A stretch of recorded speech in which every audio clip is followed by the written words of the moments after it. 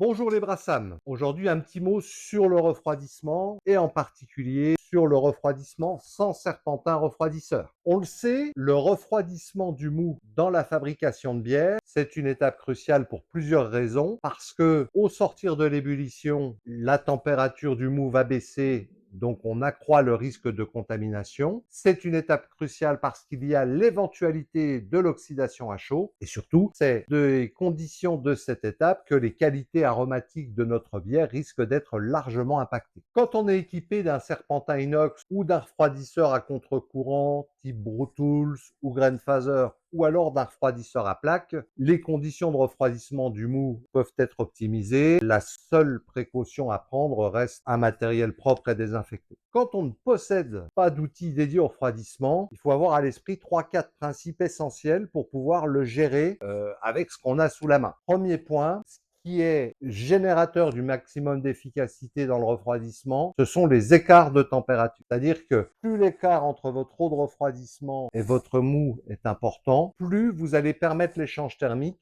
et plus vous allez baisser rapidement la température de votre mou bouillant. Deuxième point à avoir à l'esprit, plus la surface de contact entre votre liquide chaud et votre liquide froid, voire glacé, est importante, plus là encore les échanges thermiques seront facilités et meilleur sera votre refroidissement puisque via l'échange de contact élargi, vous allez accélérer la procédure de refroidissement de votre mou. Troisième point, encore plus que lors de l'usage d'un refroidisseur à contre-courant, d'un refroidisseur à plaque ou d'un serpentin, il faut être absolument draconien sur les conditions d'hygiène. Parce que vous allez passer dans une plage entre 80 et 40 degrés où votre mou va devenir plus facilement contaminable et il faut absolument que dans ce cas de figure, vous soyez totalement certain de tout ce qui va être en contact avec votre mou. En gros, ayez à l'esprit que tout ce qui va venir en contact de votre mou avec une température inférieure à 80 degrés doit être plus propre que propre. Alors comment s'y prendre pour pouvoir refroidir son mou quand on ne possède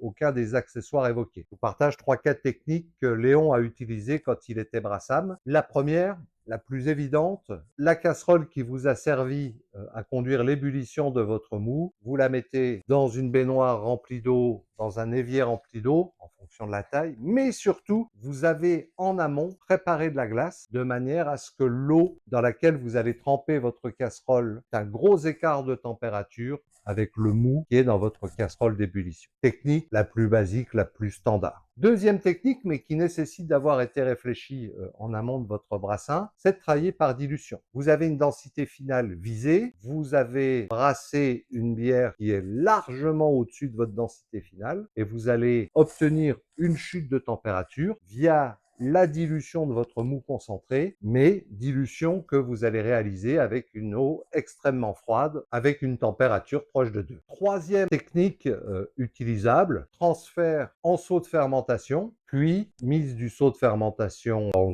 votre chambre de refermentation domestique, autrement dit votre frigo, et vous surveillez la descente de température, et dès lors que vous êtes arrivé à la température visée, à ce moment-là, vous ensemencez. C'est peut-être une des solutions qui est la moins exempte de risque, parce que n'ayant pas ensemencé précocement, votre bière sera plus tardivement protégée par l'alcool que génère effectivement la fermentation ainsi que la production de CO2. Dernier point, on pourrait appeler l'échangeur à contre-courant improvisé. Vous allez de nouveau plonger votre casserole d'ébullition dans un récipient rempli d'eau glacée, mais vous allez sur le couvercle venir poser un autre récipient rempli d'eau glacée. C'est-à-dire que compte tenu des courants de convection à l'intérieur de votre casserole d'ébullition, vous allez avoir simultanément un échange thermique au fond, puisque vous êtes dans un liquide extrêmement glacé, sur les côtés, puisque